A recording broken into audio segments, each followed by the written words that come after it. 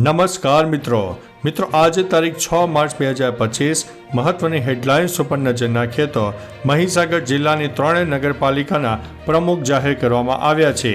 ત્યારે વાત થશે વિવાદ વચ્ચે વધુ એક સ્વામીનો વિડીયો વાયરલ થયો છે। આગળ વાત થશે મનીષ પટેલ બન્યા છે બીલીમોરા નગરપાલિકાના પ્રમુખ। છોટા ઉદેપુરમાં નગરપાલિકામાં ભાજપને બહુમત। રાજકોટમાં મેયર ફરીથી આવ્યા છે ચર્ચામાં। ત્યારે વાત થશે સ્માર્ટ મીટર મુદ્દે કીર્તિદાન ગઢવી પર ધીરુભાઈ ગજેરાના પ્રહારો સામે આવ્યા છે। આગળ વાત થશે ઇન્ડિયા વર્સેસ ઓસ્ટ્રેલિયાની મેચમાં ઘણા બધા રેકોર્ડ પણ તૂટી ગયા છે।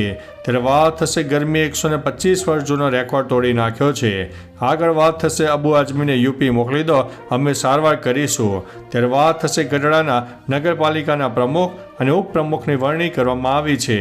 આગળ વાત થશે જલારામ બાપા સામે ટિપ્પણી કરનાર સ્વામી સામે વિરોધ પ્રદર્શન કરવામાં આવ્યું છે।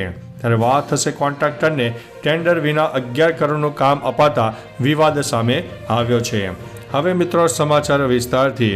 મ્યુનિસિપાલિટીમાં રોડ એન્ડ બિલ્ડિંગ કમિટીના કામોમાં ઉત્તર ઝોનમાં 4 મહિના પહેલા એક કામ 37 કરોડમાં અપાયા બાદ ફરીથી કેટલાક રોડની કામગીરી બાકી રહી ગઈ હોવાનું જણાતા બારોબાર કામ આપી દેવાયું છે। અગાઉ કામ લેનાર કંપનીને જ વધારાનું 11 કરોડનું કામ સોંપવાનો વિવાદાસ્પદ નિર્ણય લેવાયા બાદ તેને કમિટીએ મંજૂરી પણ આપી દીધી છે। 9.47 કરોડની કિંમતના 8 સિંગલ ટેન્ડરને કામને મંજૂરી પણ આપી દેવાઈ છે। મિત્રો અન્ય મહત્વના સમાચારની વાત કરીએ તો જલારામ બાપા સામે ટિપ્પણી કરનાર સ્વામી સામે વિરોધ। જલારામ બાપા સામે ટિપ્પણી કરનાર સ્વામીનો ભારે વિરોધ કરવામાં આવી રહ્યો છે। રાજકોટમાં મોટી સંખ્યામાં લોકો ભેગા થઈને ભારે વિરોધ કરી રહ્યા છે અને જો સ્વામી માફી નહીં માગે તો તેની સામે આંદોલન પણ કરવા માટે ચીમકી ઉચ્ચારવામાં આવી છે।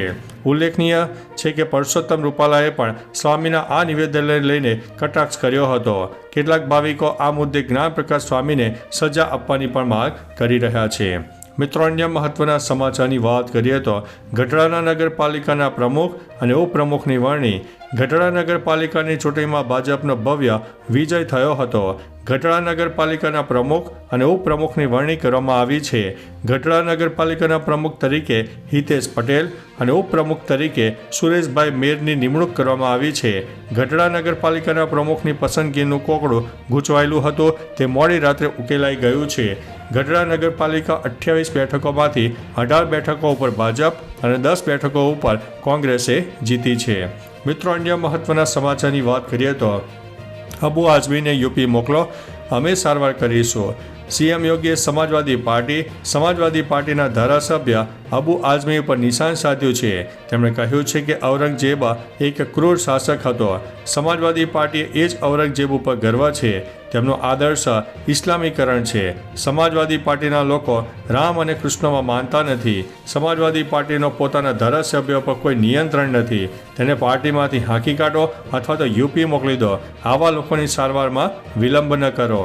મિત્રો અન્ય મહત્વના સમાચારની વાત કરીએ તો ગરમીએ 125 વર્ષ જૂનો રેકોર્ડ તોડ્યો છે। માર્ચમાં ગરમીએ તેનો પ્રકોપ શરૂ કર્યો છે। વેસ્ટર્ન ડિસ્ટર્બન્સ સક્રિય હોવાથી ઠંડા પ્રદેશોમાં વરસાદ અને હિમવર્ષા થાય છે। મેદાની વિસ્તારોમાં ઠંડા પવનોને કારણે સવારે અને સાંજે હવામાન ઠંડુ રહે છે। સૂર્યપ્રકાશને કારણે દિવસે ગરમી પણ પડી રહી છે। અમદાવાદનું તાપમાન 39 ડિગ્રી નોંધાયું છે। ફેબ્રુઆરીમાં ગરમીએ 125 વર્ષ જૂનો રેકોર્ડ તોડ્યો છે। આ પહેલાં 1901માં ફેબ્રુઆરી મહિનો ખૂબ જ ગરમ હતો। 24 કલાકમાં હવે ધીમે ધીમે ગરમી વધવાનું એંધાણ છે। મિત્રો અન્ય મહત્વના સમાચારની વાત કરીએ તો ઇન્ડિયા વર્સેસ ઓસ્ટ્રેલિયાની મેચમાં આ રેકોર્ડ પણ તૂટ્યો છે। ઇન્ડિયા વર્સેસ ઓસ્ટ્રેલિયાની મેચમાં વિરાટ કોહલી અને રોહિત શર્માએ ઘણા રેકોર્ડ તોડ્યા છે। હવે આ મેચે પણ શાનદાર રેકોર્ડ બનાવ્યો છે। જીઓ હોટસ્ટાર પર 66.9 કરોડથી વધુ લોકોએ આ મેચને લાઈવ જોઈ હતી। રિપોર્ટ મુજબ બોર્ડર અને ગાવસ્કર ટ્રોફી ટેસ્ટ સિરીઝમાં ભારત અને ઓસ્ટ્રેલિયા વચ્ચેની છેલ્લી મેચ 19.25 કરોડ દર્શકોએ જોઈ હતી। મિત્રો અન્ય મહત્વના સમાચારની વાત કરીએ તો સ્માર્ટ મીટર મુદ્દે કીર્તિદાન ગઢવી પર ધીરુભાઈ ગજેરાના પ્રહાર। ગુજરાતમાં સ્માર્ટ મીટરના મુદ્દે વિવાદ ગરમાયો છે। લોકગાયક કીર્તિદાન ગઢવીએ વિડીયો બનાવીને લોકોને અફવા ઉપર ધ્યાન આપી સ્માર્ટ મીટર લગાવવા અપીલ કરી હતી। જેથી હવે ભાજપના પૂર્વ ધારાસભ્ય ધીરુ ગજેરાએ કીર્તિદાન ગઢવીને સરકારી વાજા ન બનીને પ્રજાની પડખે રહેવાની સલાહ આપી છે. તો કોંગ્રેસ નેતા ઇન્દ્રનીલ રાજ્યગુરુએ પણ કહ્યું છે કે કલાકારો સરકારની કાકલુદી કરે તો સમાજની અધોગતિ થાય છે. મિત્રો, અન્ય મહત્વના સમાચારની વાત કરીએ તો રાજકોટ મેયર ફરીથી ચર્ચામાં. રાજકોટના મેયર નયનાબેન પેટડિયા સૌરાષ્ટ્ર યુનિવર્સિટીના પદવીદાન સમારોહમાં આવ્યા હતા. અહીં તેમને સ્ટેજ ઉપર સ્થાન ન મળ્યું તો તેઓ કાર્યક્રમ છોડીને ચાલી નીકળ્યા. યુનિવર્સિટીના કુલપતિએ જણાવ્યું કે રાજ્યપાલ ઉપસ્થિત રહેવાના હોવાથી પ્રોટોકોલ મુજબ બેઠક વ્યવસ્થા ગોઠવી હતી. નયનાબેને પણ જણાવ્યું કે હું કાર્યક્રમમાં ગઈ પરંતુ સ્ટેજ ઉપર મારી બેઠક વ્યવસ્થા નહોતી. રજિસ્ટ્રારની સીટ પર બેસવા કહ્યું પણ તે યોગ્ય ન કહેવાય. મિત્રો, અન્ય મહત્વના સમાચારની વાત કરીએ તો છોટાઉદેપુરમાં નગરપાલિકામાં ભાજપને બહુમત. છોટાઉદેપુરમાં નગરપાલિકા ચૂંટણીના પરિણામો બાદ ચૂંટાયેલા સભ્યોનું ભાજપમાં જોડાણ યથાવત જોવા મળ્યું. બસપાના 3 સભ્યો સહિત 200 કાર્યકરો ભાજપમાં જોડાયા. હવે ભાજપની કુલ સભ્ય સંખ્યા 20 થઈ ગઈ. બહુજન સમાજવાદી પાર્ટીના 3 ચૂંટાયેલા સભ્યો અને 200 કાર્યકર્તાઓએ જિલ્લા ભાજપ પ્રમુખની હાજરીમાં ભગવો ખેસ ધારણ કર્યો છે. ચૂંટણી પરિણામના માત્ર 4 દિવસમાં જ 2 અપક્ષ સભ્યો પણ ભાજપમાં જોડાયા હતા. મિત્રો, અન્ય મહત્વના સમાચારની વાત કરીએ તો મનીષ પટેલ બન્યા બિલીમોરા નગરપાલિકાના પ્રમુખ. બિલીમોરા નગરપાલિકાની ચૂંટણીમાં ભાજપનો ભવ્ય વિજય થયો.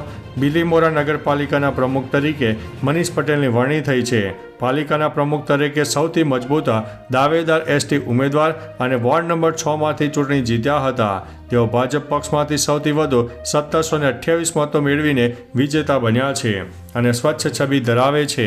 યુવાન અને આઈટીઆઈ સુધીનો અભ્યાસ કર્યો છે અને અન્ય સભ્યોનું પણ પીઠબળ છે. મિત્રો, અન્ય મહત્વના સમાચારની વાત કરીએ તો વિવાદ વચ્ચે વધુ એક સ્વામીનો વિડીયો વાયરલ થયો છે. જલારામ બાપા વિશે ટિપ્પણી કરતો સ્વામીનો વિડીયો વાયરલ થયા બાદ હવે બીજા એક સ્વામીનો બફાટ કરતો વિડીયો વાયરલ થયો છે. જેમાં કાળ ભૈરવ ભગવાન અંગે વિવાદાસ્પદ ટિપ્પણી કરી હોવાનો વિડીયો વાયરલ થયો છે. સ્વામી બોલ્યા, કાળ ભૈરવે નીલકંઠ વર્ણી પાસે આવીને માફી માગી હતી. કાળ ભૈરવે માફી માંગતા કહ્યું કે અમને માફ કરો, અમારા પર કૃપા કરો. વિડીયો વાયરલ થતાં ફરીથી એક બીજો વિવાદ ઊભો થયો છે. મિત્રો, અન્ય મહત્વના સમાચારની વાત કરીએ તો મહીસાગર જિલ્લાની 3 નગરપાલિકાના પ્રમુખ જાહેર કરવામાં આવ્યા છે. નગરપાલિકાની ચૂંટણીમાં ભાજપનો ભવ્ય વિજય થયો હતો. હવે હોદ્દેદારોની વરણી શરૂ થઈ ગઈ છે. 3 નગરપાલિકાના પ્રમુખ જાહેર કરવામાં આવ્યા છે. લુણાવાડા નગરપાલિકાના પ્રમુખ તરીકે ડૉક્ટર કીર્તિ પટેલ, બાલાસિનોર નગરપાલિકાના પ્રમુખ તરીકે ગાયત્રીબેન ત્રિવેદી અને સંતરામપુર નગરપાલિકાના પ્રમુખ તરીકે નિશાબેન મોદીની વરણી કરવામાં આવી છે. 3 નગરપાલિકામાં ભાજપને સ્પષ્ટ બહુમતી મળી છે.